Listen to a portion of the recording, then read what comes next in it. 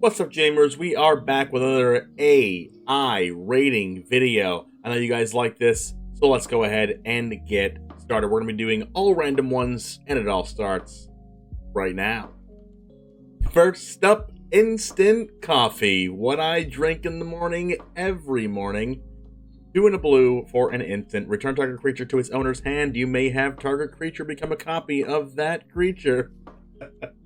Return a creature to its owner's hand. You may have target creature become a copy of that creature. I know I just had to read that twice, but that might be because it's full frisky. It's a little hot cup of joe in the morning. It is. You have to have your second cup of instant coffee. Gotta bounce a creature. Gotta make a copy. That's 2. I'm all in for this card. This card is also super sweet. Let's read the flavor text. Whatever your teacher asks, she wants more of the exact same. Oh, so it's for your teacher. Spark Mage Jaya. Okay, well, we're starting off. I mean, it's a really good start. Let's move on to the next one. Next up, Turret.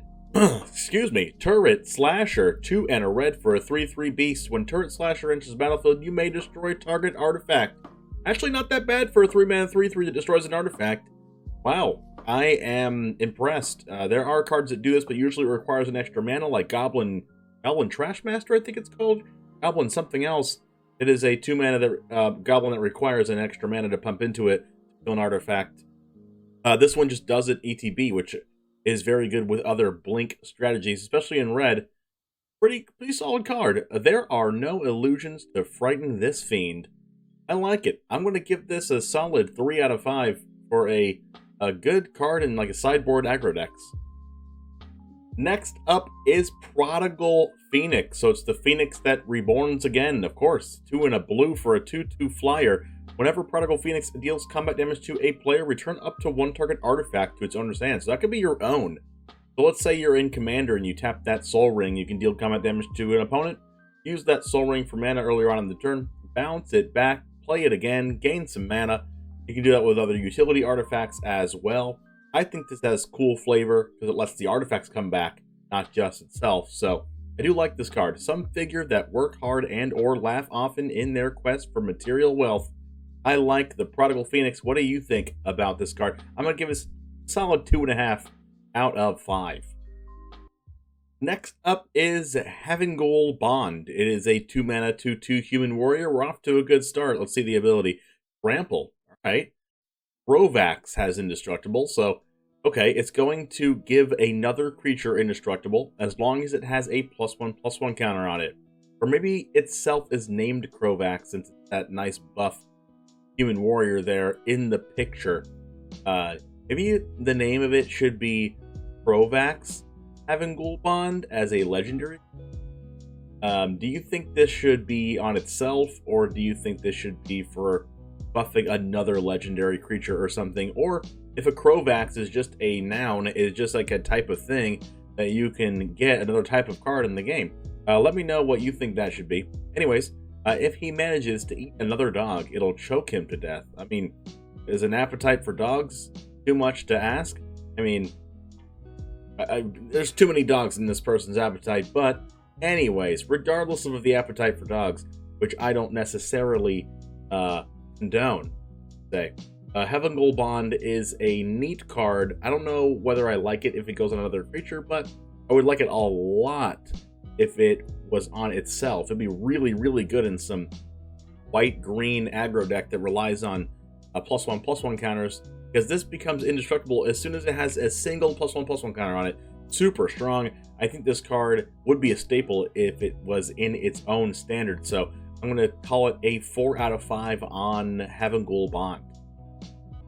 The next up is Fractured Orb. 3-mana artifact. Fractured Orb enters the battlefield with 3 charge counters on it. Tap, remove a charge counter from Fractured Orb. It deals damage to any target. Well, it just deals damage. Alright, I'm going to choose how much damage this deals to something. If it doesn't say, that means I get to choose, right? Or it just, deals damage. Wait, that's cool, actually. Because there's... Wait a second. There's cards that trigger, like the Ferocious keyword, I think it is? Ferocity? Ferocious? If a creature is dealt damage, something else happens. This might trigger Ferocious would actually not deal damage, even though it's technically dealing damage. I mean, that's some flavor right there. I would please let that be a thing.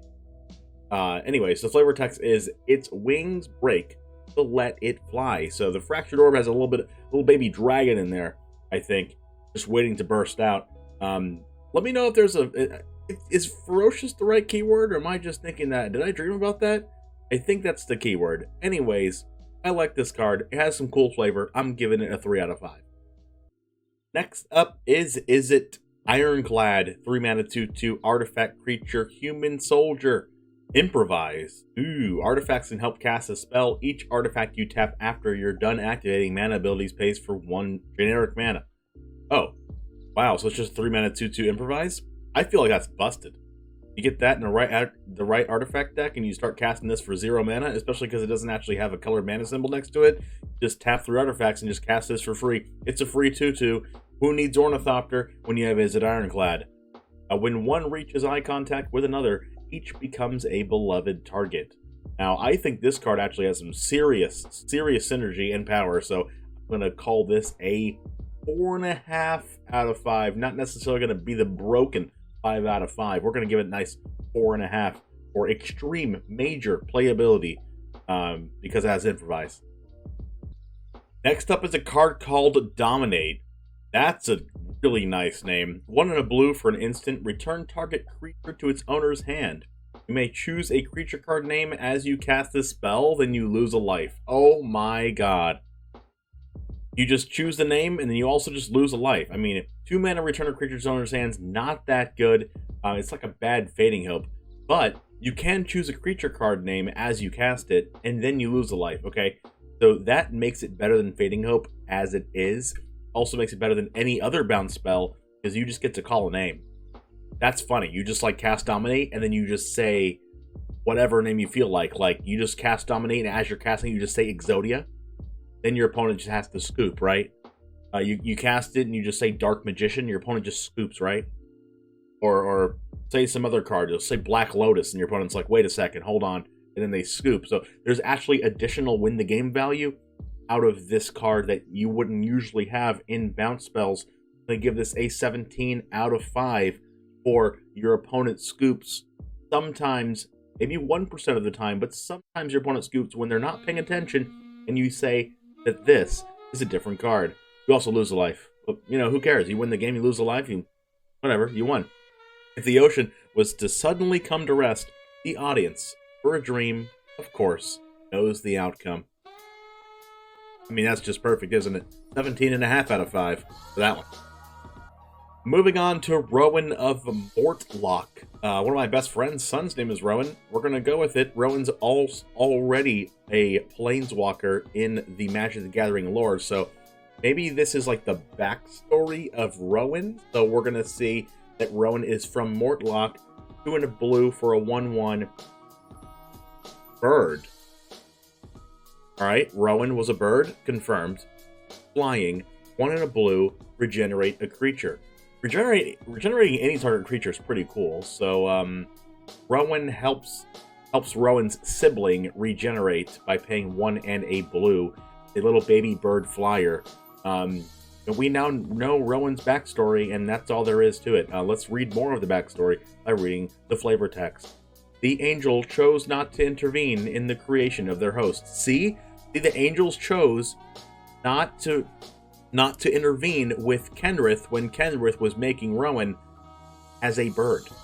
Rising up into what we know Rowan as today, the angels did not intervene in the creation. I mean, that's 17.5 out of 5, of course. Next up is Warrior Cluestone. It's a 3-mana artifact creature, Cluestone. It's a 1/1. Sacrifice Warrior Cluestone. Put a +1/+1 counter on target creature. Oh, this combines with our 2-mana 2/2 green card that says when it gets a counter, it gets indestructible. You go turn 2, 2/2, turn 3 Warrior Cluestone, and all of a sudden you have a 1/1 counter synergy. This card's awful, wouldn't recommend playing it, but also there are synergies with cards that are already in here, so let's make a deck out of it, shall we? Let's just make a deck out of it. That seems like good synergy to me, let's freaking go. It just likes a slobbery shoulder. I mean, sure. Doesn't like a slobbery shoulder every now and then, you know what I mean? Moving on. Next up is Celestial Sparks, 4 and a blue for a 5-mana instant. It has the keyword Sparks. It costs 1 less to cast for each instant and sorcery in your graveyard. Counter target spell. We need this card. We need this 5 out of 5 card for some kind of format. Please, please, Wizards, hear my cry. Hear my help for justice. Please make this card, and also please make my opponents never draw this card against me. I don't want to have this card played against me, but I also want this card in my opening hand every single game. Please, Wizards of the Coast, hear me. This is insane. 1 blue mana, counter target spell. Who needs the other 4 mana? You already have instants and sorcerers in your graveyard because that's what kind of deck you're already playing, because you're playing blue anyway. This card is absolutely nuts. Insane counter target spell. Doesn't say instant or sorcery. Doesn't say instant. Doesn't say unless it's a controller pays 3. It's just flat out counter target spell. Insane. I mean, I'm going to say 5 out of 5, but this is like a 97 out of 5. It's a 69, 420 out of 5, if you know what I mean. Anyway, let's read the text. Look into the soul. You will find nothing. Oh, wow. Alright, is this like a $100 card or like a $200 card? Like, is this more expensive than like Black Lotus? I mean, more expensive than Force of Will, maybe? I don't know, but let's go on to the next one. That's a good one. Flash Clap. What's with all the blue cards? Can I just get like a black card or a red card? Come on, AI. Flash Clap is a 2 and a blue for an instant. Target creature gains Shroud till end of turn. Can be the target of spells or abilities. I mean, just 3 mana for an instant to give a creature Shroud is a little bit pushing it. I'm going to give this a 2 out of 5. Let's go ahead and read the flavor text to see if it changes my mind. The flavor text is Goad. Snarl sounds out of the night, jagged fingers. I am not smart enough to know what that means, and I'm also not as good of a poet to know what that means. I'm going to leave that to you, fellow viewers/listeners. If you're a better poet than me, or smarter than me, let me know if that has some meaning to you. Anyways, let's move on to the next one. Next up is Crocodile Chalice. If that's not a name, I love that name. It's a 4-mana artifact. It says sack a creature, regenerate Crocodile Chalice. Whoa, it's an infinite sacrifice outlet, but only if this thing is being destroyed? I mean, it doesn't cost any mana to do this, but you just sacrifice a creature to regenerate itself. You regenerate something that is not in the process of being removed from the battlefield? Is it possible to regenerate something just to regenerate it? Or does it have to be in the process of being killed already? I don't know the answer to that, but you tell me because you're smarter than me. If that's not the case, 4-mana artifact infinite sack outlet is very, very strong. It doesn't gain you any mana. It is kind of like Phyrexian Alter-y in your sacrifice decks that just want a free way to sacrifice your creatures. So, very strong. A cruel work of horror is just underway. Especially if this card can't be removed. Like, you go to destroy this with, like, whatever other card that's not named Frozen Grip. Just sacrifice a creature to regenerate this card. Very, very strong. Let me give this a 5 out of 5, actually. Oh, baby, just what I want to see. Burning Word. Best Wayfaring Lighthearted. Instant Lighthearted. Lighthearted is the characterization, or maybe it is the tribe. Each creature you control has hexproof. This creature can't be the target of spells or abilities your opponents control. Borrowed by some wizards would have nothing against Zendikar's chains of commanders, but not all creations can cross paths with the dead or stuck on Izetra. Ooh, Izetra, the land of Izzets. So we know of... We're getting a little bit of lore here, okay? We know, like, Izzet and Golgari and things like that, and you are all part of the same set. But, like, of the guilds, you know what I mean? But, like, maybe each guild is from its own separate guild, I think. Maybe they're all from their separate plane that kind of all... I don't know how to explain it. They all gathered into one place, and it was called more of like less of Izetra and Bulgaria and things like that, and Borosia or Boros, and more of like they conjoined into one central location, and then they were just called Izzet and Golgari as part of the guilds. You know what I mean? Maybe there's some lore going on there. Anyways, what is the mana cost of this card if you could choose the mana cost? I think as an instant giving hexproof, probably like 1 or 2 mana. Being that it doesn't have a color, I would lean towards 2 or 3 mana, because there's things like Heroic Intervention that are very strong, but they're in green. It's also a 2 mana instant, so, but you also have to be playing green. This can be played in literally everything, so I'm going to lean towards 2 or 3 mana, but what do you think? Or maybe you think this should have undefined mana cost, and you should only be able to cast this card off Cascading or something like that. But anyways, let me know what you think of this card and the lore of the Izzetra. Next up is actually hilarious. Split Upon You, Endrek the Awakener. It is a 2-mana 2/2 zombie wizard. Whenever Split Upon You attacks, you may return target creature card from your graveyard to your hand. Oh, that is really good. It doesn't even have to deal damage. And it's a wizard, and it's a zombie. You just return a creature from grave to hand. That's really strong as a 2-mana 2/2. Split Upon You, Endrek the Awakener. Endrek the Awakener is more of its, like, you know, formal name. The Split Upon You is what everyone in their tribe calls it, you know what I mean? The Einir would let it stand on Mirrodin's table, even if the guild secretary had said something really frivolous. I mean, I think this card's really good. I'm going to give it a 5 out of 5. Value, 2-mana 2/2. Getting in there in a zombie aggro deck, wizard black aggro deck, mid-range deck. This card is playable in, like, everything. I like it. Bloodwaters. I have a feeling that this was already a name of a card, but maybe I'm mistaken. It's 3 and a blue for a sorcery. It says draw 3 cards. 4 mana for a sorcery that draws 3 is pretty good on rate, so I would say that this card is pretty playable. It's not an instant, which would make it absolutely absurd levels of crazy in standard, but drawing 3 for 4 mana is pretty strong. Here's to those who swim. Urtai Sky Swallower. So I'm going to say this card is a solid 3.5 out of 5 for pretty good playability in like a standard format. Alright, and you know what we have to do. We have to pick an iconic card to choose the name of the card and do the last one as that. So, and I'll actually let you comment what you want for the next video of our iconic card that we are going to choose for the last one of the next video. Post that in the comments if you're listening right now, and I will make sure to pick the one with the most likes or the most requested card name, and I will do that for the last one. Anyways, right now, we are going to pick... What shall we pick? I know, Sol Ring. You might not be Commander players, but you probably know what Sol Ring does. We are going to choose that today for our spell. Let's go ahead and see what it is. Hopefully we get some kind of ring. I mean, if you put ring in here, it probably comes out with a ring anyway, so let's see what it does. It is a 1-mana artifact. Pay 1, tap it. Exile target creature from a graveyard.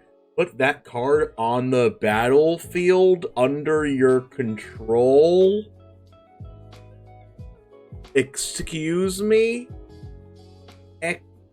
Excuse me? I did not expect this to be a mythic, double, triple, quadruple mythic rare that will probably cost $1 million and be banned in every format. 1-mana artifact that you just pay 1 and tap it at instant speed to just put it on the battlefield under your control. I mean, I think they're just trolling me with how good this card is, because Sol Ring is already good as the actual card itself. Anyways, what's the flavor? To succeed, it wishes the best for you. It exiles you, and then it makes it come back. Wishing the best for you too. Feel free to give a like and subscribe to this channel if you'd like to see more of this type of content with the AI cards. We have 3 other videos on the channel just like this, and make sure to click one of those right over here. And I'll see you in the next one. And as always, peace.